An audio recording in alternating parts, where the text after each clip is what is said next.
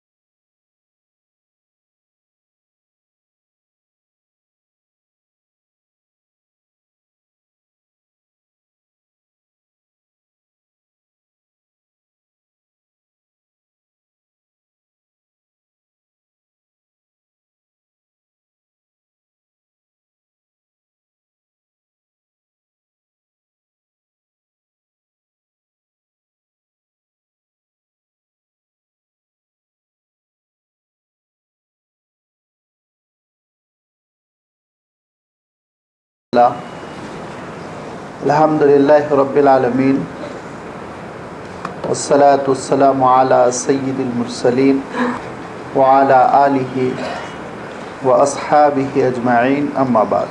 سورۃ الانفال کی یہ 6 آیتیں ہیں جن کی ابھی آپ کے سامنے تلاوت کی گئی۔ آیت نمبر 65 سے یہ سلسلہ شروع ہو رہا ہے اور 71 پر ختم ہوا۔ ان جملہ 6 آیتوں میں اللہ تعالیٰ نے جہاں جنگی قیدیوں کا تذکرہ اور اس کا حکم بیان فرمایا، وہیں ابتدا میں شروع میں ایمان والوں کو میدان جنگ میں اپنی اہلیت کیسے ظاہر کرنی چاہیے اس کا تذکرہ فرمایا۔ چونکہ بدر کا تذکرہ چل رہا ہے اور میدان بدر میں جو لڑائی لڑی گئی تھی، جو غزوہ ہوا تھا، جو جنگ ہوئی تھی، اس کے سلسلے میں یہ بات آپ کی خدمت میں آ چکی ہے کہ حضور اکرم صلی اللہ علیہ وسلم کے مخالفین کا جو لشکر تھا، مکے سے آئے تھے، مدینہ منورہ پر حملہ آور ہوئے تھے، ان کی تعداد 1000 تھی، اور حضور اکرم صلی اللہ علیہ وسلم کے جو ساتھی تھے، جو صحابہ تھے، ان کی تعداد 313 تھی۔ لشکر 3 گنا بڑا تھا۔ جنگ بہت فیصلہ کن تھی۔ مکے کے لوگ یہ کہہ کر آئے تھے کہ اس جنگ میں اگر ہم کو کامیابی مل گئی تو ہم حق پر ہیں، اور اگر محمد کو صلی اللہ علیہ وسلم اور ان کے ساتھیوں کو کامیابی مل گئی تو وہ حق پر ہیں۔ کعبۃ اللہ میں دعائیں کر کے آئے تھے، بڑی تیاری کے ساتھ آئے تھے۔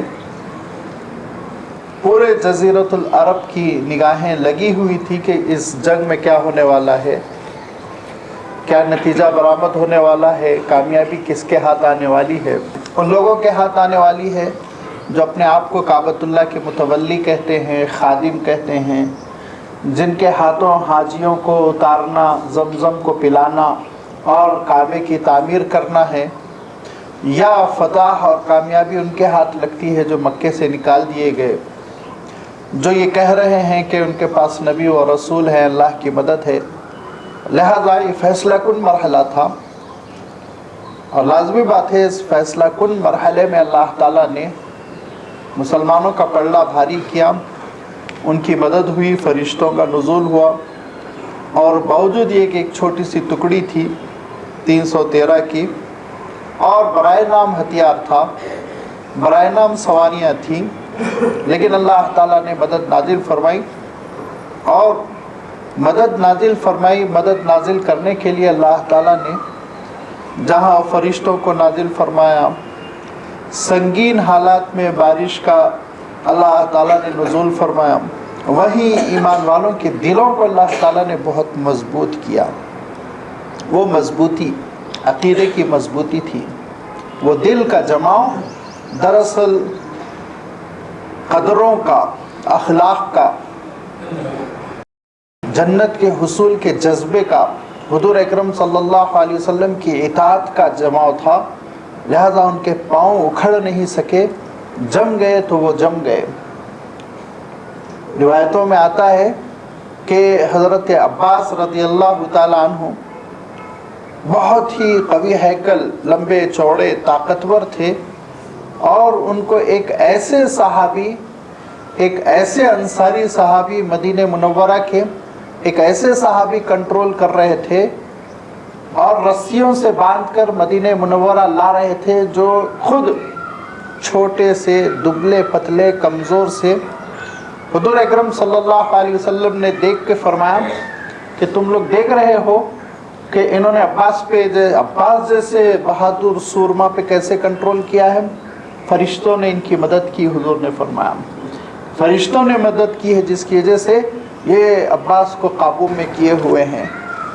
پتہ یہ چلا کہ غیر معمولی مدد تھی جو اللہ تعالیٰ نے اس موقع پہ نازل فرمائی، اور پھر اس کے بعد اللہ تعالیٰ نے حکم یہ دیا کہ ہونا تو یہ چاہیے کہ مسلمان کفر کے معاملے میں، شرک کے معاملے میں اور باطل کے معاملے میں اتنے مضبوط ہوں کہ ایک ایمان والا اگر کھڑا ہوا ہے اور 10 کا حملہ ہو جائے تو وہ سنبھال لے آرام سے، لیکن وہ کفر کو، باطل کو اور شرک کو غالب نہ ہونے دے، اس کے اندر اس قدر طاقت ہونی چاہیے۔ اصلاً تو حکم یہی ہے، لہذا فرمایا یا ایھا النبی حرض المؤمنین علی القتال، اے نبی آپ مومنوں کو آمادہ کیجئے جنگ پر۔ جب جنگ کی صورتحال ہو جائے، لوگوں کے حملے ہو جائیں اور اٹیک ہو، تو آپ ایمان والوں کو تیار کیجئے جنگ پر، اس طور پر کہ ان یکم منکم 20 صابرون، اگر تم میں 20 ثابت قدم جم جانے والے ہیں، یغلبوا 200، تو ان کو چاہیے کہ 200 کو وہ کنٹرول میں کر لیں، ایک کے مقابلے میں 10۔ یہ ترتیب اللہ تعالیٰ بتا رہا ہے۔ وَإِن يَكُن مِّنكُم 100 يَغْلِبُ أَلْفًا مِّنَ الَّذِينَ كَفَرُوا، اور اگر تمہارے اندر 100 کی ایک پارٹی ہے، 100 کا گروپ ہے، 100 کا لشکر ہے، تو اس لشکر کو چاہیے کہ یغلب أَلْفًا مِّنَ الَّذِينَ كَفَرُوا، کہ کفر کرنے والے، انکار کرنے والوں کے 1000 کے لشکر پر وہ غالب آ جائے۔ وہی 1 سے 10 کی نسبت کہ 100 1000 کے لیے کافی ہو جائے۔ کیوں کافی ہو جائے؟ فرمائے اس لیے بِأَنَّهُمْ قَوْمٌ لَا يَفْقَهُونَ، کہ جو تمہارا مخالف ہے نا، اس کے اندر بصیرت نہیں ہے، اس کے اندر شعور نہیں ہے، اس کے اندر عقیدہ نہیں ہے۔ جب عقیدہ نہیں ہے، شعور نہیں ہے، بصیرت نہیں ہے، تو لازمی بات ہے وہ میدان میں کیا جم سکتا؟ وہ تو کرائے کا سپاہی ہے، تنخواہ لینے کے لیے، لڑنے کے لیے آیا ہے۔ جیسے ہی اس کو ایک زخم لگے گا تو اس کو محسوس ہو جائے گا تنخواہ ہلکی ہے، جسم زیادہ قیمتی ہے، لہذا بھاگو میدان جنگ سے۔ جب تک کہ جنگ کی نوبت نہیں آئی، میدان میں پہنچنے کی نوبت نہیں آئی، اس وقت تک تو اس کو ایسا لگا کہ تنخواہ بڑی بھاری بھرکم ہے، کچھ بھی کرنا چاہیے نوکری بچانے کے لیے، لہذا آرڈر آتے ہی میدان میں آ گیا۔ لیکن میدان میں جیسے یہ دیکھا خون کے چھینٹے اڑ رہے ہیں، گولیاں چل رہی ہیں، تلواریں چل رہی ہیں، چوٹیں لگ رہی ہیں، تو بلبلا اٹھتا ہے اور پھر بھاگنے کی کوشش کرتا ہے، اور یہ چاہتا ہے کہ جلد از جلد اس کو نجات مل جائے۔ کیا جذبہ ہوتا ہے اگر وہ دیکھنا ہو تو آپ وہ رپورٹ پڑھیے جو آج کل آ رہی ہے سروے کرنے کے بعد، افغانستان میں، عراق میں جو امریکی سپاہیوں کا حشر ہو رہا ہے کہ ان میں سے 80% سپاہی دماغی توازن کھوتے چلے جا رہے ہیں، دماغی توازن کھو رہے ہیں۔ حالانکہ عالم یہ ہے کہ ان کو جہاں ٹھہرایا گیا وہاں اتنا حفاظتی انتظام ہے، اتنا حفاظتی انتظام ہے کہ انسان تو انسان، پرندہ نہیں گھس سکتا، پر نہیں مار سکتا، لیکن اس کے باوجود رات رات بھر نہیں سوتے ہیں، کانپتے رہتے ہیں، گھبراتے رہتے ہیں، کب آئے گا افغانی، کب مجھے ذبح کر دے گا پتہ نہیں۔ اور پھر جیسے ہی 6 مہینے کی مدت کمپلیٹ ہوئی، 6 مہینے کے لیے بھیجا جاتا ہے ان کو، جس دن مدت کمپلیٹ ہوئی اس دن وہ بھاگتا ہے، پھر پلٹ کے نہیں آتا۔ اور امریکہ جانے کے بعد پھر بڑی فیس دے دے کے سینکڑوں ڈالر خرچ کر کر کے وہ بیچارہ اپنے دماغ کا علاج کراتا ہے۔ وہ کیا علاج کراتا ہے؟ حکومت اس کے دماغ کا علاج کراتی ہے۔ اس کے بعد پھر وہ ریٹائرڈ زندگی بسر کرتا ہے۔ کیوں؟ ذالک بانہم قوم لا یفقہون، بصیرت نہیں، شعور نہیں زندگی کا۔ کیوں جی رہے ہیں؟ تنخواہ کے لیے جی رہے ہیں۔ حیوان کاسب ہے، کمانے والے حیوان ہے، اس سے زیادہ ان کو کچھ نہیں معلوم۔ لیکن تمہارا عالم یہ ہے کہ تمہارے پاس ایک عقیدہ ہے، زندگی کا شعور ہے، اور تم ایک مقصد کے لیے یہاں حاضر ہوئے ہو۔ مقصد تمہارا یہ ہے کہ اللہ تعالیٰ کا دین غالب آئے۔ مقصد تمہارا یہ ہے کہ سچائی کو، بھلائی کو، نیکی کو پھیلایا جائے۔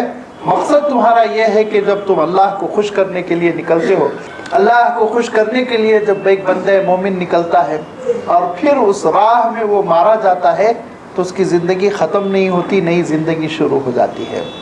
ایسی نئی زندگی شروع ہو جاتی ہے کہ فرحین بما آتاہم اللہ من فضلہ ویستبشرون بالذین لم یلحقوا بہم الا خوف علیہم ولا هم یحزنون، فرحت محسوس کرتا ہے شہادت سے۔ حضور اکرم صلی اللہ علیہ وسلم یہ ارشاد فرماتے ہیں کہ جنت میں پہنچنے کے بعد نیک سے نیک مومن، مالدار سے مالدار مومن، حکمراں، سربراہ، بہترین زندگی اس دنیا میں اس نے بسر کی ہو، جنت میں پہنچنے کے بعد وہ ہرگز یہ تمنا نہیں کرے گا دوبارہ دنیا کی زندگی ملے، ہرگز نہیں۔ وہ کہے گا جنت جنت ہے، اب دنیا کی زندگی ہم کو نہیں چاہیے سوائے شہید کے۔ شہید کہے گا کہ اللہ پھر ایک بار دنیا برپا کیجئے، مجھے بھیجیے، پھر ایک بار تیری راہ میں کٹنا چاہتا ہوں، جس وقت شہید ہوا تھا بہت مزہ آیا تھا۔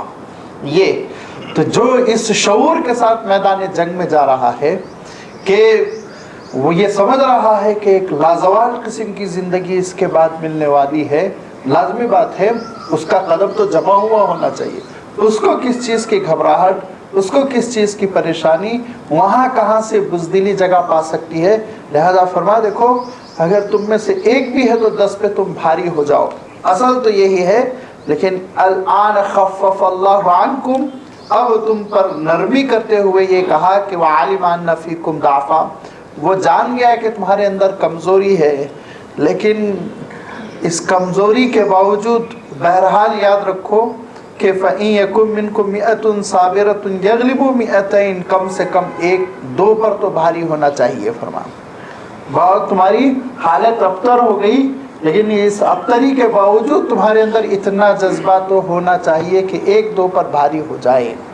لہذا ارشاد فرمایا کہ إِن يَكُن مِّنكُمْ أَلْفٌ، اگر تم میں سے 100 ہو تو 200 پر غالب آ جاؤ، اور اگر تم میں سے 1000 ہو تو پھر یغلبوا الفین باذن اللہ، 2000 پر غالب آ جاؤ، اتنا تو ہونا ہی چاہیے۔ اگر یہ بھی نہیں ہے تو پھر گویا ایمان کے آخری درجے میں بھی تم نہیں ہے، پھر اپنے ایمان کی خبر لو، اپنے ایمان کو ٹھیک ٹھاک کرنے کی کوشش کرو۔ واللہ مع الصابرین، اور ایک حقیقت کو تم سن لو کہ اللہ تعالیٰ ثابت قدم رہنے والوں کے ساتھ ہے۔ جب تمہارے اندر صبر کی صفت ہوگی، جم جاؤ گے میدان میں، اللہ تعالیٰ کی نصرت بھی نازل ہوگی، اور پھر اللہ تعالیٰ تم کو غالب بھی کرے گا۔ صحابہ کا کیا عالم ہوا؟ صحابہ کا عالم یہ ہوا کہ چھوٹا چھوٹا لشکر، 3000 4000 5000 کا لشکر، دشمن فوج 1 لاکھ 1.25 لاکھ، جم گئے صحابہ، حالات بدل دیے انہوں نے۔ اسی لیے آپ دیکھیں گے کہ 40 سال میں خلافت راشدہ جو 40 ہجری تک چلی، 40 سالوں میں حضور اکرم صلی اللہ علیہ وسلم کے 10 سال اور بعد میں 30 سال خلافت راشدہ کے، ان جملہ 40 سالوں میں پوری دنیا کا میپ بدل چکا تھا، میپ بدل گیا تھا، سرحدیں بدل گئی تھی، مملکتیں بدل گئی تھی، کفر کا، شرک کا، باطل کا دور دور نشان نہیں تھا۔ مصر، روم، ایران، ساری کی ساری مملکتیں وہ مسلمانوں کے تحت آ چکی تھی۔ یہ اس لیے کہ صحابہ نے ایمان کی حقیقت کو پی لیا تھا، وہ شعور پیدا ہو گیا تھا زندگی کا، جس کی وجہ سے ان کے پیر نہیں اکھڑتے تھے، بالکل نہیں اکھڑتے تھے۔ پھر دھیرے دھیرے یہ ایمان میں کمزوری آتی چلی گئی، تو پھر ایک کے مقابلے میں 2 چلتا رہا، اور کمزوری آئی تو ایک کے مقابلے میں 1 بھی چلتا رہا، اور اب جب کمزوری آئی تو عالم یہ ہے کہ 10-12 بھی ٹھہرے ہوئے ہیں تو ایک سے گھبرا رہے ہیں، بھاگ رہے ہیں، اور ایک کا مقابلہ نہیں کر پا رہے ہیں۔ یہ ایمان کی کمزوری ہے۔ اللہ تعالیٰ ارشاد فرماتا ہے کہ صبر کی صفت پیدا کرو، شہادت کا جذبہ پیدا کرو۔ حضور اکرم صلی اللہ علیہ وسلم نے ارشاد فرمایا کہ دیکھو ایک وقت آنے والا ہے، لوگ تم پر ایسے ٹوٹ پڑیں گے، ایسے ٹوٹ پڑیں گے جیسے خوب بھوکے قسم کے لوگ، ان کے سامنے کھانے کی سینی رکھ دی جائے، تشت رکھ دیا جائے جس میں کھانے پینے کی چیزیں لگی ہوئی ہوں، غیر مہذب قسم کے لوگ ہوں تو کیسے کھانے پہ ٹوٹ پڑیں گے، دونوں ہاتھ سے کھائیں گے، بغیر ہاتھ دھوئے کھائیں گے جیسے ہم لوگ دعوتوں میں کھاتے ہیں۔ یہ کیفیت ہوگی، بھوکے جیسے پیالے پہ ٹوٹ پڑتے ہیں ایسے ہی تم پر اقوام اور امتیں ٹوٹ پڑیں گی۔ تو صحابی نے کہا کہ اللہ کے رسول ہم بہت کم تعداد میں ہوں گے، ہماری جماعت بڑی مختصر سی ہو چکی ہوگی کیا؟ حضور اکرم صلی اللہ علیہ وسلم نے ارشاد فرمایا نہیں، آبادی تو تمہاری بہت ہوگی، بولے کروڑوں میں ہوگی، گننا مشکل ہوگا، لیکن عالم یہ ہوگا کہ تم پانی کے جھاگ کی طرح ہو، پانی کی جھاگ کی طرح ہو جاؤ گے۔ اگر آپ سمندر کے ساحل پر کھڑے ہو جائیں تو آپ دیکھیں گے کہ موج آتی ہے اور ساحل سے جب ٹکراتی ہے تو اتنا جھاگ اتنا جھاگ اتنا جھاگ جمع ہو جاتا ہے، ایسا لگتا ہے کہ پورا سمندر تھوڑی دیر میں جھاگ بن جائے گا، لیکن منٹوں میں وہ دھیرے دھیرے دھیرے دھیرے جھاگ ختم ہو جاتا ہے اور پانی باقی رہ جاتا ہے۔ تو فرمایا تمہارا عالم پانی کے جھاگ کی طرح، بلبلوں کی طرح ہوگا، اس سے زیادہ تمہاری حیثیت نہیں ہوگی۔ صحابہ نے پوچھا اللہ کے رسول سبب کیا ہوگا؟ سبب کیا ہوگا؟ فرمایا وہن تمہارے اندر آ چکا ہوگا۔ وہن، واو ہا نون، جو وہنن، قرآن پاک میں بھی یہ لفظ آیا ہے، حضور اکرم صلی اللہ علیہ وسلم نے بھی اس حدیث میں ارشاد فرمایا، اس کے معنی اصلاً تو کمزوری ہوتی ہے، اس سے مفہوم کمزوری ہوتا ہے، لیکن حضور اکرم صلی اللہ علیہ وسلم نے یہ تشریح فرمائی کہ اس کے معنی یہ ہوں گے کراہیت الموت، موت کو تم ناپسند کرنے لگو گے، زندگی بڑی محبوب ہو جائے گی، اور میدان جنگ میں بھی تمہارے بنگلے تم کو دعوت دیں گے کہ آؤ آرام کرو بستروں پر، لہذا تمہاری خواہش ہوگی کہ تم جنگ نہ کرو، لیکن اللہ تعالیٰ ارشاد فرماتا ہے اگر کوئی یہ چاہتا ہے، سمجھتا ہے کہ وہ جنگ نہ کرے اور عافیت کے ساتھ بیڈ روم میں زندگی بسر کرے تو وہ کان کھول کر سن لے، موت تو ولو کنتم فی بروج مشیدہ، بہترین حصار بند قسم کے، فصیل بند قسم کی دیوڑی اور قلعے ہو، تب بھی موت تو بہرحال پہنچ کر رہے گی، تمہارے بیڈ روم میں بھی موت آئے گی۔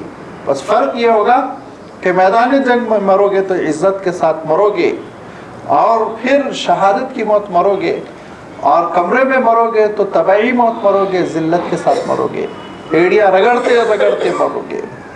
یہ کراہیت موت، موت سے گھبراہٹ، زندگی کی محبت، حب الدنیا و کراہیت الموت، جو اللہ کے رسول صلی اللہ علیہ وسلم نے ارشاد فرمایا، یہ وہ کیفیت ہے، یہ وہ صفت ہے جو امت میں جب پیدا ہو جاتی ہے تو پھر امت ذلیل اور خوار ہو کر رہ جاتی ہے۔ کیا ہوا لال قلعے میں؟ تاریخ اٹھا کر دیکھیں کیسے ذلیل کیا مغل شہزادوں کو انگریزوں نے، تاریخ اٹھا کر دیکھیے، اور کیا ہو رہا ہے آج عرب مملکتوں میں، تاریخ اٹھا کر دیکھیے، اور چھوٹی سی ایک ٹکڑی اسرائیل کی کیا کیا نہیں کر رہی ہے، تاریخ اٹھا کر دیکھیے۔ اطراف و اکناف مسلم مملکتیں آباد ہیں، شام ہے، مصر ہے، لبنان ہے، بیروت ہے، سب کیا کر رہے ہیں آپ اٹھا کر دیکھ لیجئے۔ وہی موت سے گھبراہٹ، زندگی کی چاہت، کراہیت الموت، حب الدنیا ذلیل کر دی ہے، اور اپنے اپنے بیڈ رومز میں ذلیل ہو کر بم آ کے گر رہے ہیں، مرتے چلے جا رہے ہیں۔ چنانچہ अल्लाह ताला इरशाद फरमाता है तुम अपने अंदर ये जज्बा पैदा करो कि तुम मैदान जंग में साबित कदम हो जाओ, एक भी हो तो वो 10 को संभाल ले। आखिरी दर्जे की बात है कि एक हो तो कम से कम 2 को तो संभाल ले। हुजूर अकरम सल्लल्लाहु अलैहि वसल्लम ने ये रूह फूकी अल्हम्दुलिल्लाह, और सहाबा ने हालात तब्दील कर दिए और हमारे अंदर से ये रूह निकल गई, और उसका नतीजा जो कुछ भी हो रहा है वो आप खुद देखते चले जाइए। अब इसके बाद से जंगी कैदियों का तस्करा आ रहा है। जंगी कैदियों के तस्करे में अल्लाह ताला ने 3 बातें इरशाद फरमाई, तीनों को अलहदा अलहदा हम समझ लें। आमतौर पे आप किसी भी तफसीर को उठाएंगे तो ये तीनों बातें एक पैराग्राफ में बयान करने की वजह से बहुत खलते मबहस होगा, कंफ्यूजन सा पैदा हो जाएगा, बात समझ में नहीं आएगी। इसीलिए मैं चाहूँगा कि आप तीनों को अलग अलग उन्वान से समझ लें। पहला उन्वान ये है, पहला टाइटल ये है कि जो उस वक्त जंगी कैदी हाथ आए थे उसमें थोड़ा सा मुसलमानों से एक सबकत हो गई थी। सबकत का लफ्ज़ ख़ास तौर पर मैं इस्तेमाल कर रहा हूँ, कोई बड़ी ख़ता बड़ा गुनाह नहीं हुआ था, बल्कि एक सबकत ये कर गए थे कि अल्लाह ताला का ये हुक्म था, अल्लाह ताला का ये मंशा था, अल्लाह ताला का ये मंशा था कि इस जंग में चूँकि पहली जंग लड़ी जा रही, इसलिए अच्छी तरह कुफ्र की और बातिल की इस नुमाइंदगी को मलियामेट कर दो, निस्तो नाबूद कर दो, ख़त्म कर दो। लेकिन सहाबा ने ये सोचा कि कुछ अच्छी तादाद कैदियों की हाथ आ जाए तो काम बनेगा। ये एक उन्वान है, इसको ज़हन में रखें। दूसरी बात ये है कि अल्लाह ताला ने हुजूर अकरम सल्लल्लाहु अलैहि वसल्लम को ये हुक्म दिया कि आपके लिए माल गनीमत हलाल है, और इससे पहले माल गनीमत हलाल नहीं था। लिहाजा माल गनीमत में हाथ लगने वाले वो कैदी भी हैं, और उन कैदियों से एक तरह से आप चाहें तो कहें पेनल्टी, जिसको अरबी में फिदिया कहा गया है, फिदिया ले लिया जाए और फिदिया लेकर उनको छोड़ा जाए। तीसरी बात यह है कि जो गिरफ्तार हुए हैं कैदी कुरैश के लोग, वो फिदिया देकर आज़ाद जो हो रहे हैं, तो दिल में ये ना सोचे आगे आज़ाद होकर फिर हम तलवारें घिस के तेज करके आएंगे और मुसलमानों की गर्दनों पे छुरी फेरेंगे, नहीं। अगर ऐसा सोचोगे तो फिर मुसीबत में फंसोगे। ये 3 बातें अल्लाह ताला ने इरशाद फरमाई। और पहली बात अल्लाह ताला इरशाद फरमाता है, मा काना लिनबी की नहीं यकून लहु अस्रा हत्ता युस्किना फिल अर्द। देखो, नबी जो आते हैं और रसूल जो अल्लाह ताला भेजता है, वो रसूल और नबी नौजुबिल्लाह कोई मैदान जंग गर्म करने के लिए थोड़ी आते हैं, झगड़ों के लिए, लड़ाई के लिए हरगिज़ नहीं आते। वो तो रहमत लेकर आते हैं, वो अल्लाह के दीन के नुमाइंदे होते हैं, वो बंदों को अल्लाह ताला से जोड़ने के लिए आते हैं।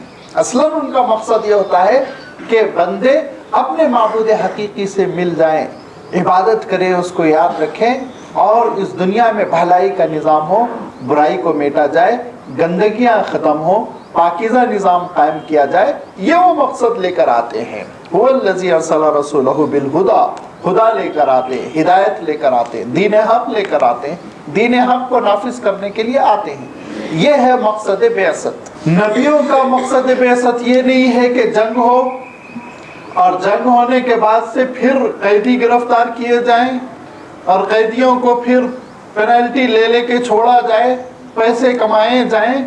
नौजुबिल्लाह, ये डकैत किस्म की ज़हनियत है, वहाँ होती है, हरगिज़ नहीं होती।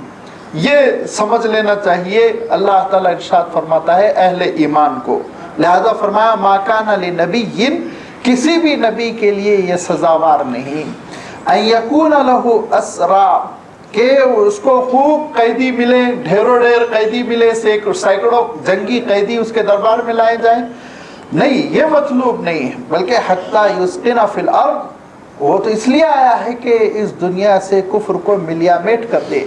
जब जंग हो गई, अहले बातिल अहले कुफ्र मुकाबले के लिए कमर ठोक कर आ चुके हैं, तो ऐसे मौके पे नबी और नबी के मातहत जो सिपाही हैं, उनकी जिम्मेदारी ये होगी कि इन अहले कुफ्र को नीस्तो नाबूद कर दें। युस्किना फिल अर्ज़, इसकान फिल अर्ज़ के माने ज़मीन से उखाड़ के उनको फेंक दें, ख़त्म कर दें, सफ़े हस्ती से उनको मिटा दें। ये है असलन। अब जब जंग लड़ी गई तो तुमको समझना चाहिए था کہ گندگی سے اس میدان کو تم پاک کر دیتے، جتنا ہو سکتا میدان بدر سے کفر کا تم قلع قما کر دیتے. تریدون عرض الدنیا، لیکن تمہارے سامنے دنیا آ گئی. دنیا کیا آئی؟ برے انداز میں دنیا نہیں آئی. صحابہ نے یہ سوچا کہ بڑی تعداد میں اگر قیدی ہو جائیں گے تو ہمارا فائدہ ہوگا، اس لیے کہ ہم ان قیدیوں کو فدیہ دے دے کے چھوڑیں گے، فدیہ کے پیسے آئیں گے، مدینہ منورہ کی سلطنت مملکت کو تھوڑی تقویت ہوگی، مسلمانوں کو تھوڑی سی راحت ہوگی. یہ بس اتنا ہی سوچا. ایسا نہیں کہ دنیا پہ گر پڑے اور آخرت کو بھلا دیا، یہ بات نہیں ہے. لیکن اللہ تعالیٰ صحابہ سے تو کچھ اور کام لینا چاہ رہا ہے. صحابہ سے اللہ تعالیٰ جو کام لینا چاہ رہا اس میں حاشیے خیال میں بھی دنیا نہیں آنی چاہیے، کسی کونے اور گوشے میں بھی ان کے ذہن میں دنیا کا تصور نہیں آنا ہے. لہذا یہ پہلی جنگ ہے اور تربیت ہو رہی ہے. تریدون عرض الدنیا، تم سب تو چاہتے ہو کہ دنیا کا سامان مل جائے.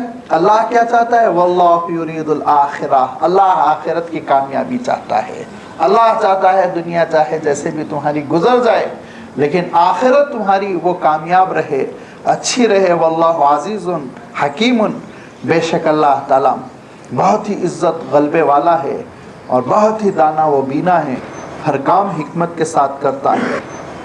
میدان جنگ میں بدر میں جب لڑائی ہوئی اور جب اہل کفر کے، اہل باطل کے پیر اکھڑنے لگے، ان کے بڑے بڑے لوگ مارے گئے، میدان میں گر پڑے. اب اس کے بعد سے جو اس درجے کے سورما نہیں تھے صف اول کے، ان کے دلوں میں گھبراہٹ پیدا ہوئی تو انہوں نے بھاگنا شروع کیا. بھاگنا شروع کیا تو پھر صحابہ نے ان کو پکڑ پکڑ کر رسیوں سے باندھنا شروع کیا. اب آپ سوچئے رسیوں سے جب باندھا جائے گا تو اس میں وقت لگے گا. ایسا تو نہیں کہ 1 منٹ، آدھے منٹ، 2 منٹ میں باندھ دیا جائے. کم سے کم آخری درجے کی بات ہے 15 منٹ 20 منٹ تو لگ ہی جائیں گے ایک شخص کو باندھنے میں. وہ بھی سپاہی ہے، اس کو باندھنے میں محنت کرنی پڑے گی. وہ ایسا تھوڑی ہے کہ بکرا ہے اس کے گلے میں ڈال دی ڈوری اور پکڑ لیا، نہیں. وہ بھاگنا چاہ رہا ہے، طاقت لگا رہا ہے، اس کو مغلوب کرو، باندھو. اس میں کیا ہوا؟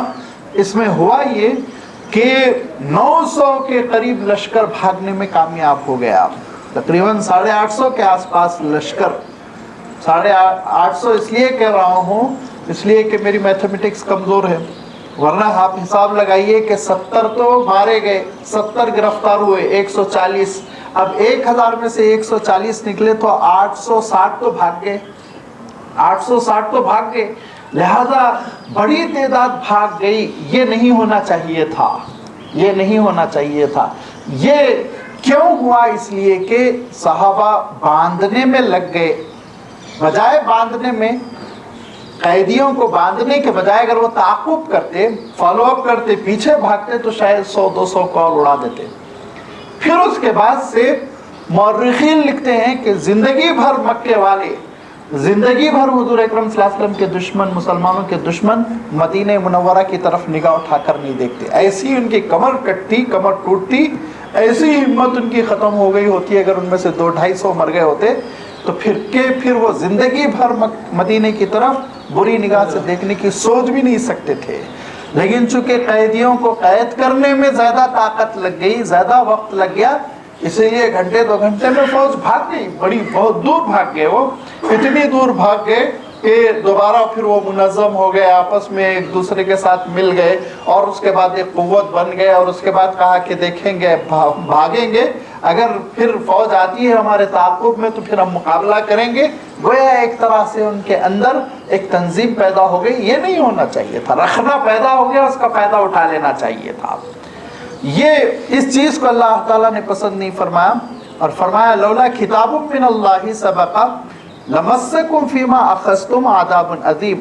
اگر اللہ تعالیٰ کا ایک پچھلا فیصلہ نہ ہوتا تو جو کچھ تم نے گرفتار کیا اس مسئلے میں عذاب عظیم آ کر تم کو آدبوچ لیتا. ایک عظیم الشان عذاب کے تم گرفتار ہو گئے ہوتے. پچھلا فیصلہ کیا؟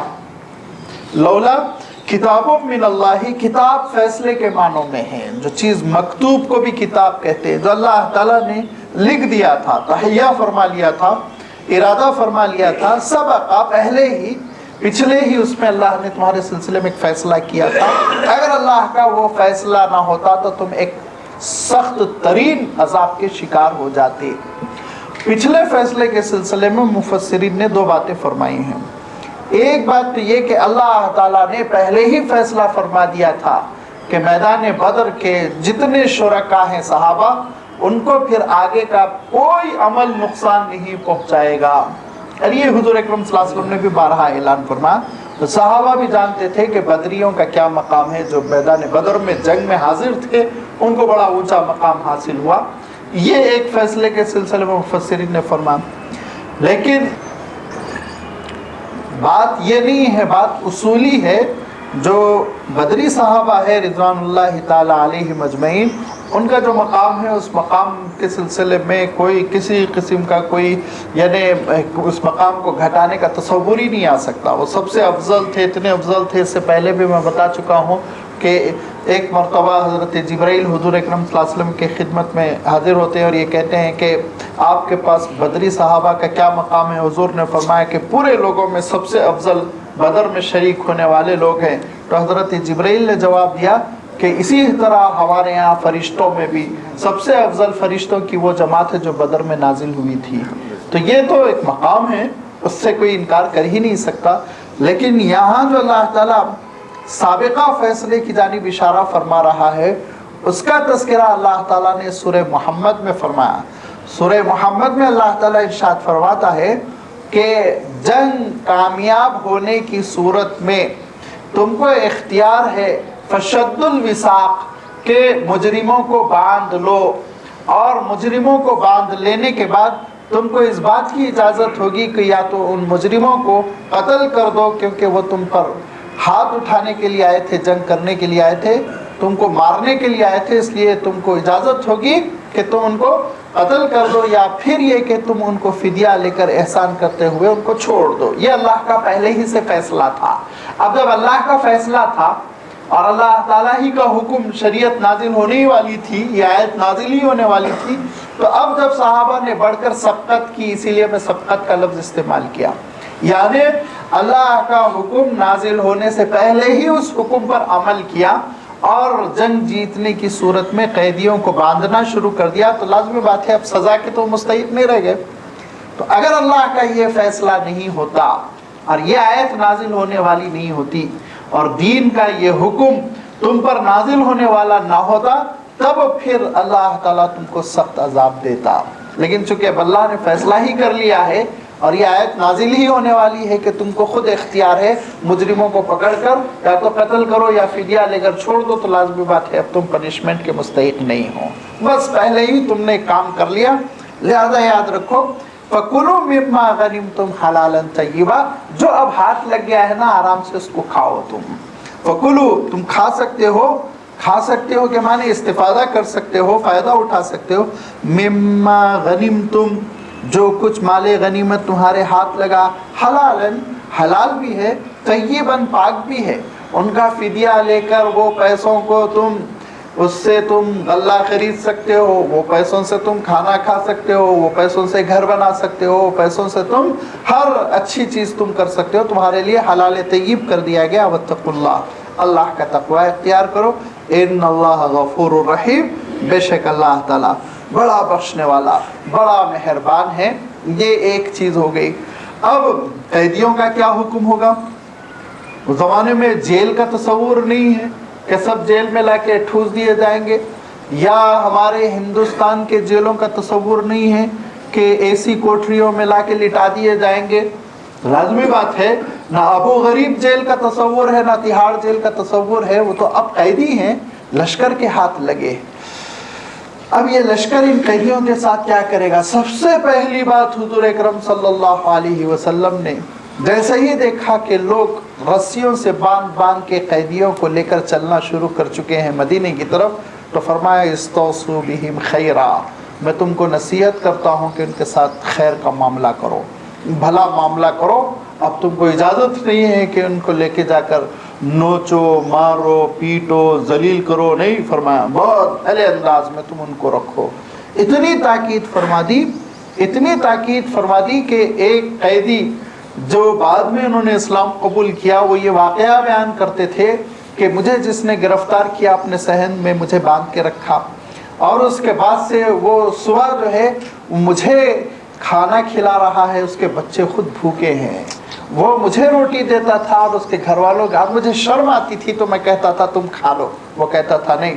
اللہ کے رسول نے تاکید کر دی ہے کہ تم لوگوں کے ساتھ اچھا معاملہ میں کروں، تم لوگوں کے ساتھ میں بھلا معاملہ کروں، لہذا میں تمہارے ساتھ بھلا معاملہ کروں گا، میں بھلے بھوکے رہ جاؤں تم کو میں ضرور کھلاؤں گا۔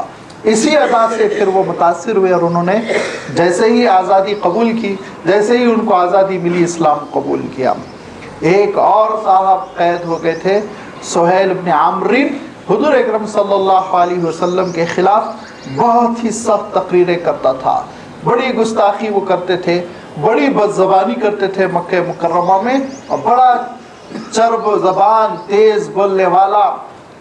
جب وہ گرفتار ہوئے، حضور اکرم صلی اللہ علیہ وسلم نے ان کو دیکھا تو حضور اکرم صلی اللہ علیہ وسلم نے کہا کہ بہت میرے خلاف سخت بولتے تھے۔ حضرت عمر نے کہا اللہ کے رسول بہت آسان ترکیب ہے، بہت آسان ترکیب ہے، ان کے جو سامنے کے اوپر کے دانت ہے وہ اکھڑوا دیجئے، بول نہیں پائے گا، فصاحت اور طلاقت یہ سب ختم ہو جائے گی، چھٹی ہو جائے گی۔ حضور نے کہا یہ نبی کے لیے مناسب ہے، یہ نبی کے لیے مناسب ہے کہ میں اپنے دشمن کے دانت اکھڑوا دوں؟ کہا نہیں، یہ نہیں ہو سکتا۔ حضور اکرم صلی اللہ علیہ وسلم نے کسی قیدی کو ذرہ برابر تکلیف دینا گوارا نہیں فرمایا۔ یہ ہے حضور اکرم صلی اللہ علیہ وسلم کی شان کہ رات میں زبردست خوریزی کے بعد یہ مجمع ہاتھ لگا، دل کی نفرتیں نکال لی جائیں اور بھڑاس پوری نکال لی جائے کہ مکے سے ان لوگوں نے دھکے دے دے کے نکالا تھا، لوٹ لیا تھا، مارا تھا، ریگستان میں سلایا تھا، اب لڑنے کے لیے آئے، کل رات تک لڑ رہے تھے، شام تک تلواریں چلا رہے تھے، اب گرفتار ہو گئے، ذرا ان کو پیٹو، مارو، کتے چھوڑو، ان پر ذہنی اذیت دو، نہیں فرمایا ذرہ برابر کسی کو کوئی تکلیف نہیں دی جائے گی، سب کے آرام کا خیال رکھا جائے گا، کھانا کھلایا جائے گا۔ اب امت بیٹھے گی، مشورہ ہوگا، مشورہ ہونے کے بعد ان کے سلسلے میں فیصلہ ہوگا۔ چنانچہ اب مشورہ ہوا، حضور اکرم صلی اللہ علیہ وسلم نے مشورہ فرمایا۔ ایک صحابی نے کہا کہ میرا باغ کھلیان یا میدان خالی پڑا ہوا ہے، اللہ کے رسول بہت بڑا ہے، پوری گھاس بچھاتے ہیں، اس کو جلا دیتے ہیں، قیدیوں کو اس میں ڈال دیں گے، جلا دیں گے۔ حضور اکرم صلی اللہ علیہ وسلم نے سر جھکا لیا۔ حضرت عمر رضی اللہ تعالیٰ عنہ نے فرمایا سب کو قتل کر دیجئے، قصہ ختم، اگر یہ واپس جائیں گے پھر ہمارے دشمن کی طاقت مضبوط ہو جائے گی۔ حضرت ابوبکر صدیق رضی اللہ تعالیٰ عنہ نے مشورہ دیا، کہا کہ اللہ کے رسول رشتہ دار ہی تو ہے سب، کوئی کسی کا بھائی ہے، کوئی کسی کا چچا ہے، کوئی کسی کا بیٹا ہے، کوئی کسی کا باپ ہے، رشتہ دار ہی تو ہے، کیا ہم قتل کریں گے؟ تو حضرت عمر نے کہا اللہ کے رسول کیسی پارلیمنٹ ہے اللہ کے رسول صلی اللہ علیہ وسلم کی، آپ غور کریں، اگر لفظ پارلیمنٹ استعمال کرنے کا وہاں محل ہے، اجازت ہے، تو میں کہوں کہ کیسا مشورہ ہو رہا ہے۔ دیکھیے حضرت عمر کہتے ہیں اللہ کے رسول آسان ترکیب ہے، جس کا بھائی ہے اس کے حوالے کر دیجئے، جس کا بیٹا اس کے حوالے کر دیجئے، سب اپنے اپنے رشتہ داروں کو ختم کر دے، چھٹی کر دے۔ حضور اکرم صلی اللہ علیہ وسلم نے مسکرا کے کہا کہ ابو بکر تم تو ابراہیم سے مشابہ ہو، وہ ابراہیم جنہوں نے کہا تھا اے اللہ یہ بتوں نے بہت لوگوں کو گمراہ کر دیا، اے اللہ ان بتوں کی عبادت سے ہم کو، ہمارے ساتھیوں کو، ہماری نسل کو، ہمارے کنبے کو آپ بچائیے۔ اے اللہ جو توحید کے راستے پر چلے اور بتوں سے جو بیزار ہو وہ اس کا تعلق مجھ سے ہے، اور اے اللہ جو بتوں کی عبادت کرتا ہے، شرک کرتا ہے، تو اللہ آپ معاف کرنے والے ہیں، آپ جو کرنا ہے آپ کریے۔ تو کہا ابو بکر تم ابراہیم کی طرح۔ حضرت عمر سے کہا کہ عمر تم موسیٰ کی طرح ہو۔ موسیٰ علیہ السلام نے کیا کہا تھا؟ اے اللہ ان کے مال کو تباہ کر دیجئے، کافروں کو تباہ کر دیجئے، ختم کر دیجئے، کہیں کا نہ چھوڑیے، تو تم حضرت موسیٰ کی طرح ہو۔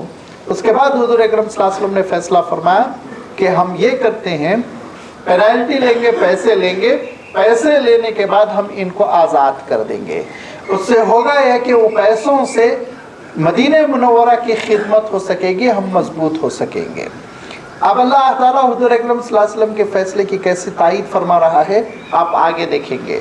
فرمایا یا ایھا النبی قل لمن فی ایدیکم من الاسریٰ، اے نبی آپ کہیے جو آپ کے ہاتھ میں قیدی ہیں، گرفتار ہیں، کہ ان یعلم اللہ فی قلوبکم خیرا یؤتکم خیرا مما اخذ منکم، کہ اگر تمہارے دلوں میں ذرہ برابر بھلائی ہے تو پھر आज जो तुमसे मिम्मा उखिज़ा मिनकुम जो लिया जा रहा है, फिदिया जो गिरा गुजर रहा है, उससे बेहतर अल्लाह ताला तुमको देगा अगर दिल में खैर है, अगर दिल में खैर है।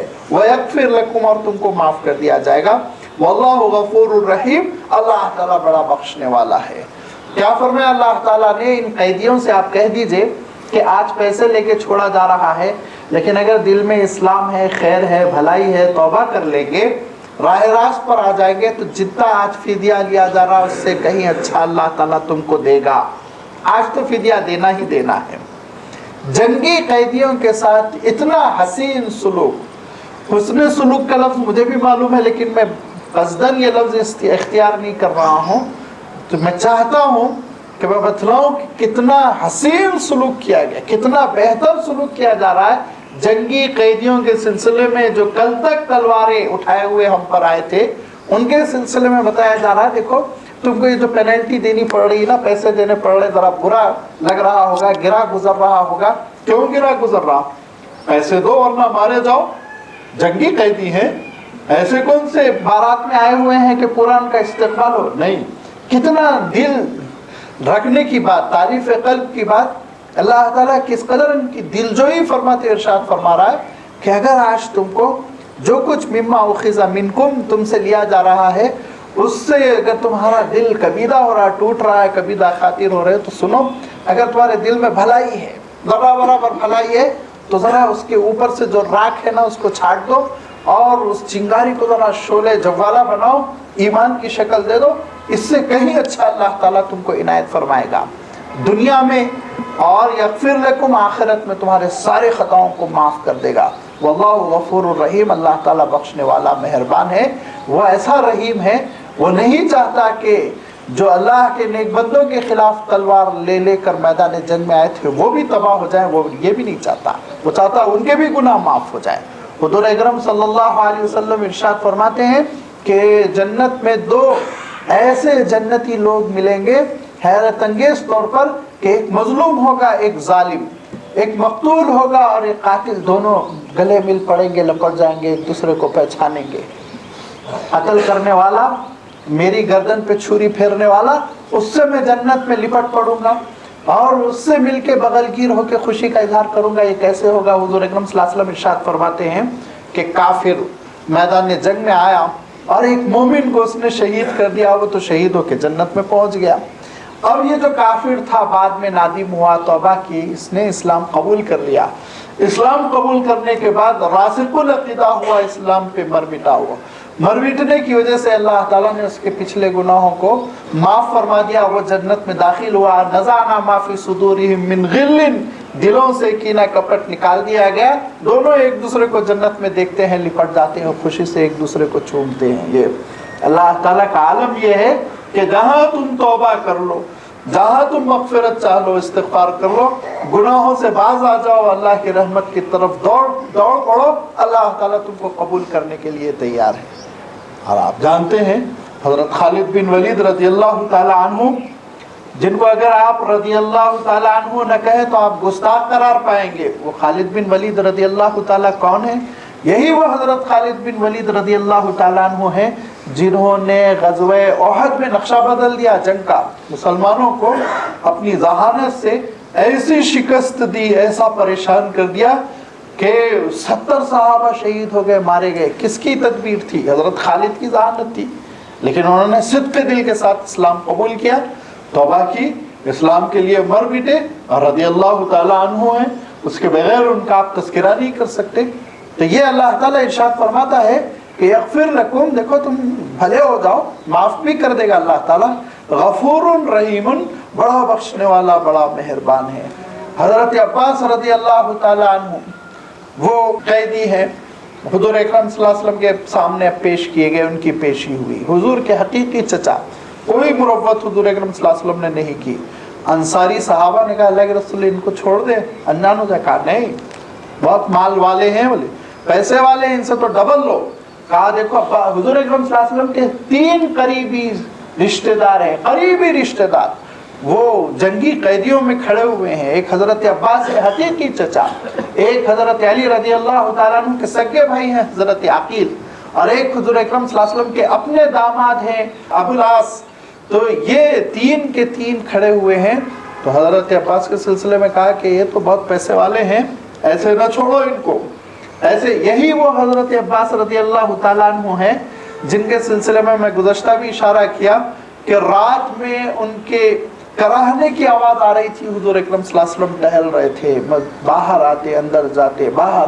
آدھی رات ہو گئی، صحابہ نے کہا اللہ کے رسول آپ بہت بے چین نظر آ رہے ہیں، اضطراب میں آپ نظر آ رہے ہیں، کیا بات ہے؟ کہا عباس کے کراہنے کی آواز آ رہی ہے، مجھے نیند نہیں آ رہی ہے. تو کہا آپ ارشاد فرمائیں ہم کھول دیتے ہیں. وہ جا کے کسی گھر میں لیٹ جائے. کہا نہیں، کھولنا ہو تو پھر سارے قیدیوں کو کھولنا. تو کہا اچھا ہم ان کے ذرا جو رسی ہے اس کو ہم ڈھیلا کر دیتے ہیں. حضور نے فرمایا ہاں اس کی اجازت ہے، اور پھر ان کی رسی ڈھیلی کی گئی. وہ ان کو جب راحت ملی تو حضور اکرم صلی اللہ علیہ وسلم لیٹ پائے. یہی وہ عباس ہے. اب فیصلہ ہو رہا ہے، جج کے مقام پہ اللہ کے رسول صلی اللہ علیہ وسلم تشریف فرما ہے، اور وہ عباس آتے ہیں. تو کہا کہ نہیں پھر ہی ہم آپ کو نہیں چھوڑیں گے، اب بہت پیسے والے ہیں، اپنا بھی دینا ہوگا. یہ عقیل بیچارے غریب ہے آپ کے خاندان کے، ان کی بھی پینلٹی منگوائیے، دونوں کا فدیہ منگوائیے. کہا میرے پاس پیسے نہیں ہیں، پیسے ویسے نہیں ہیں. تو حضور اکرم صلی اللہ علیہ وسلم مسکراتے ہیں اور کہتے ہیں اس کو ذرا اس منظر کو یاد کر لیجئے جب آپ اور آپ کی اہلیہ ام فضل دونوں مل کے چاندی دفن کر رہی تھی، اور آپ کہہ رہے تھے کہ دیکھو ام الفضل زندہ واپس آ گیا تو ٹھیک ہے کوئی بات نہیں، اگر زندہ نہیں آ سکا تو تمہارے اور تمہارے بچوں کے لیے یہ خزانہ کام آئے گا. یہ وہ وقت کو آپ ذرا یاد کر لیجئے کتنے پیسے ہیں. تو حضرت عباس کہنے لگے خدا کی قسم مجھے یقین ہو گیا تم اللہ کے رسول ہو. بھتیجے ہی تو تھے. میں اب تک مجھے ایک تردد کی کیفیت تھی تمہارے سلسلے میں، نرم پہلو تو میں رکھتا تھا لیکن ایک ایمان کی کیفیت، یقین کی کیفیت نہیں تھی. تم اللہ کے رسول ہو، اب یقین ہو گیا. کیونکہ اس واقعے سے چاندی کو ہم لوگوں نے اپنے گھر کے صحن میں جو دفن کیا، اس سے میں اور ام فضل کے علاوہ کوئی واقف نہیں. اگر تم کو اطلاع ہوئی ہو تو بس اللہ کی جانب سے ہوئی ہوگی. ٹھیک ہے میں منگاتا ہوں. لہذا حضرت عباس رضی اللہ تعالیٰ عنہ کہتے ہیں کہ مجھے 80 اوقیہ چاندنی منگانی پڑی. 40 اوقیہ چاندنی کے معنی ہوتے ہیں سیدھا سیدھا ہلکا پھلکا ترجمہ، پھر کہتا ہوں میتھمیٹکس کی مہارت نہیں ہے، تقریباً 200 کلو. 40 اوقیہ چاندی کے معنی 200 کلو. 200 کلو اپنے لیے، 200 کلو حضرت عقیل کے لیے حضرت عباس نے منگوا دی اور بیت المال میں جمع کر دیا. حضرت عباس رضی اللہ تعالیٰ عنہ چلے گئے، پھر اسلام کا اعلان کیا، بعد میں پھر حضور اکرم صلی اللہ علیہ وسلم کی خدمت میں آ گئے. حضرت عباس یہ کہتے ہیں کہ میں حضور اکرم صلی اللہ علیہ وسلم کی خدمت میں آ گیا، اور ایک دن مجھے حضور اکرم صلی اللہ علیہ وسلم نے بلا بھیجا. میں جب پہنچا تو فرمایا کہ بحرین سے مال غنیمت آیا ہوا ہے، اور تم سے جو پینلٹی لی گئی تھی، تم سے جو فدیہ لیا گیا تھا، اللہ تعالیٰ نے فرمایا کہ یوتیکم خیرا مما اخذ منکم، جتنا لیا جا رہا ہے اس سے بہتر تم کو دیا جائے گا. تم سے چاندی لی گئی تھی، یہ مسجد نبوی کے صحن میں سونا پڑا ہوا ہے، اس سونے کو جتنا اٹھا سکتے ہو اٹھا لو. تو حضرت عباس کہتے ہیں کہ میں نے اپنے لمبے کرتے کو پھیلایا، خوب سونے کے ڈلے اس پہ ڈال لیے. اس کے بعد لے کر اٹھنا چاہا تو اٹھ نہیں پڑا، تو میں نے اٹھ نہیں سکا. تو میں نے کہا محمد ذرا مجھے مدد کر دیجئے، اٹھا دیجئے، کھڑے ہونے میں مدد کیجئے. حضور نے فرمایا کہ میں کیوں مدد کروں، جتنی دنیا تم سمٹ رہے ہو تم خود جتنا اٹھ سکتے ہو اٹھاؤ، میں تھوڑی مدد کروں گا اٹھنے میں. تو تھوڑا میں کم کیا، اس کے بعد پھر میں اٹھا اور گھر لے گیا. اتنی برکت ہوئی کہ جو میں فدیہ ادا کیا تھا اس فدیے کے مقابلے میں 100 گنا سے زیادہ مجھے مل گیا. جب میرے مولا نے دنیا کے سلسلے میں جو وعدہ کیا تھا وہ پورا ہوا. یغفر لکم، جو آخرت کا وعدہ ہے وہ کیوں پورا نہیں کرے گا، انشاءاللہ آخرت میں بھی میری مغفرت فرمائے گا. یہ اللہ تعالیٰ نے سارے وہ جنگی قیدی جو میدان بدر سے اٹھا کر لائے گئے تھے اور جن سے یہ وعدہ ہوا، ان سب کو اللہ تعالیٰ نے پھر اسلام قبول کرنے کے بعد، اسلام کی شرط تھی اسلام قبول کر لینے کے بعد، کیونکہ کیا فرمایا تھا، این عالم اللہ فی قلوبکم خیرا، اگر دل میں تمہارے خیر پیدا ہو جائے تو پھر وہ دے گا کہ تم جو آج ادا کر رہے ہو، جس کی وجہ سے ایک بوجھ محسوس کر رہے ہو، اس کو بھول جاؤ گے. لہذا وہ بھول گئے. لیکن یرید خیانتک، لیکن اگر یہ لوگ اے رسول آپ کے ساتھ بددیانتی اور عہد توڑنا چاہیں گے تو فقط خان اللہ من قبل، تو پھر یہ ان کا معاملہ کچھ اور ہوگا. اور ان کا معاملہ یہ ہوگا کہ آپ کے ساتھ جب انہوں نے اور اللہ کے ساتھ جب انہوں نے خیانت کی فَأَمْكَنَ مِنْهُمْ، اللہ تعالیٰ نے آپ کے قابو میں دے دیا، آپ کے کنٹرول میں دے دیا، سب آپ کے ہاتھ میں، جن کو چاہے آپ ماریں، جن کو چاہے آپ زندہ رکھیں، جن کو چاہے فدیہ لے کر چھوڑیں، جن کو چاہے آپ ایسے ہی چھوڑ دیں۔ بعض قیدیوں کو حضور اکرم صلی اللہ علیہ وسلم نے بغیر فدیے کے چھوڑا، غریب تھے، کہا چلے جاؤ ٹھیک ہے۔ بعض لوگوں کو دیکھا کہ ان کو اگر تھوڑا مدینے کا ماحول مل جائے، تربیت ہو جائے اور ان کے اندر کچھ ٹیلنٹس ہے وہ مدینے والے سیکھ لیں تو فائدہ ہوگا۔ حضور اکرم صلی اللہ علیہ وسلم نے 10-12 قیدیوں کو مدینے میں روک لیا، بچوں کو پڑھایا کرتے تھے اور ان کے جو ٹیلنٹس تھے اس سے مدینے والوں نے فائدہ اٹھایا، اور اس سے کہیں بڑھ کر مدینے کا ماحول ان کے دل میں جاگزی ہوتا چلا گیا، اسلام سے وہ قریب آتے چلے گئے۔ حضور اکرم صلی اللہ علیہ وسلم نے مختلف قسم کے فیصلے فرمائے، انہی میں ایک فیصلہ ہوا ابو العاص کے سلسلے میں کہ وہ حضور اکرم صلی اللہ علیہ وسلم کے داماد ہیں اور حضرت زینب رضی اللہ تعالیٰ عنہ ان کے نکاح میں ہیں، حضور اکرم صلی اللہ علیہ وسلم کی صاحبزادی مکہ مکرمہ میں وہ پھنسی ہوئی ہیں، وہ نہیں آ سکی۔ تو حضور اکرم صلی اللہ علیہ وسلم نے کہا کہ فدیہ تو تم کو بھی منگانا پڑے گا۔ انہوں نے پیغام بھیجا اپنی اہلیہ یعنی حضور اکرم صلی اللہ علیہ وسلم کی صاحبزادی حضرت زینب کے پاس کہ گرفتار ہوں، لہذا کوشش کرو کچھ وہاں پیسوں کا انتظام کر کے بھیجو۔ انہوں نے حضرت زینب نے ایک تھیلی تیار کی، وہ تھیلی آئی اور اس کے بعد سے حضور اکرم صلی اللہ علیہ وسلم کی خدمت میں دی گئی کہ یہ ابو العاص کی بھی پینلٹی آ گئی ہے، ان کا بھی فدیہ آ گیا ہے۔ حضور اکرم صلی اللہ علیہ وسلم نے جیسے ہی اس تھیلی کو کھولا، حضور اکرم صلی اللہ علیہ وسلم رونے لگے۔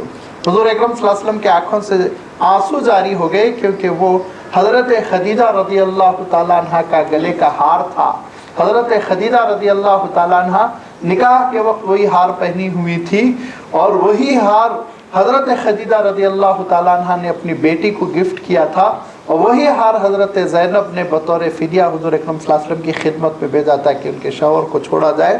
روایت میں آتا ہے 25 سال کے بعد حضور نے اس ہار کو پھر دیکھا تو رو پڑے، اور جب حضور کے آنکھوں سے آنسو جاری ہوئے تو صحابہ نے کہا اللہ کے رسول اگر آپ پسند فرمائے تو بغیر فدیے کے حضرت ان کو ابو العاص کو چھوڑ دیجئے اور حضرت زینب کا ہار ان کو واپس کر دیجئے۔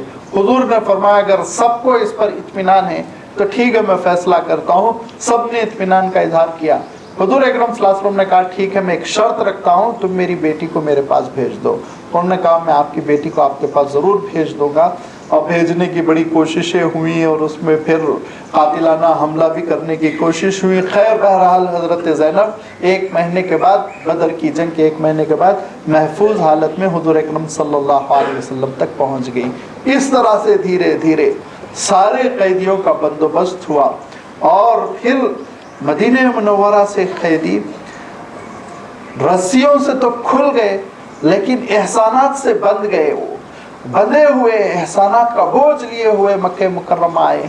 اور پھر عجیب و غریب بات یہ ہوئی کہ ان میں سے جن جن لوگوں نے اسلام قبول کیا ان کا بڑا مقام ہوا، جیسے حضرت عقیل ہے، جیسے حضرت عباس ہے وغیرہ وغیرہ، اور جن لوگوں نے اسلام قبول نہیں کیا دوسرے معرکوں میں کہیں نہ کہیں وہ مارے گئے، ختم کر دیے گئے۔ کیوں؟ اس لیے کہ اللہ تعالیٰ ارشاد فرماتا ہے وَإِن يُرِيدُوا خِيَانَتَكَ، اگر یہ خیانت کریں گے فَقَدْ خَانُوا اللَّهَ مِن قَبْلُ فَأَمْكَنَ مِنْهُمْ، تو اللہ تعالیٰ نے جیسے آج تمہارے قابو میں دے دیا، تمہارے کنٹرول میں دیا، دوبارہ پھر تمہارے قابو میں آئیں گے، کنٹرول میں آئیں گے۔ لہذا یہ خیانت کی نہ سوچیں۔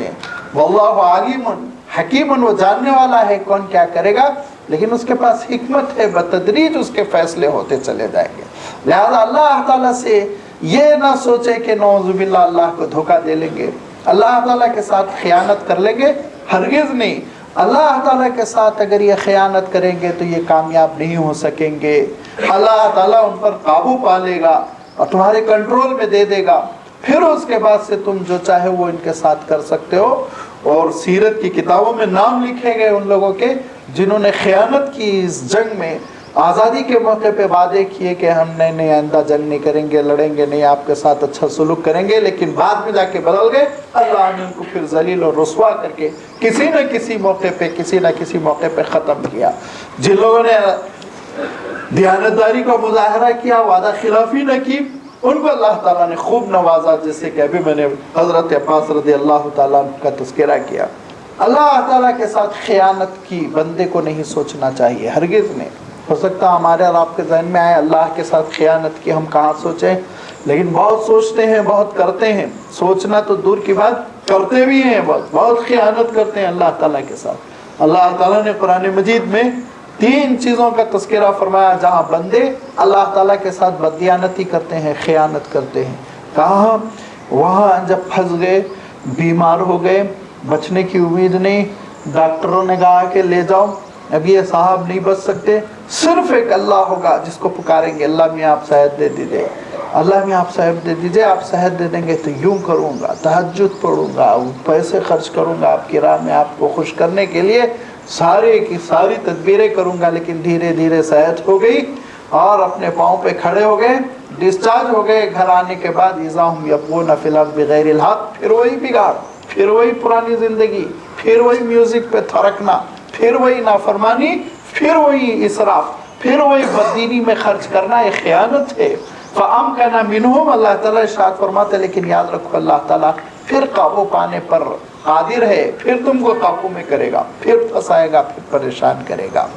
اللہ تعالیٰ یہ ارشاد فرماتا ہے کہ انسان کا عالم یہ ہوتا ہے کہ رو رو کے معاشی طور پر استحکام مانگتا ہے، اے اللہ معاشی طور پر مستحکم ہو جاؤں، کھاتا پیتا ہو جاؤں، پریشانیاں حل ہو جائے، قرضے پورے ختم ہو جائیں۔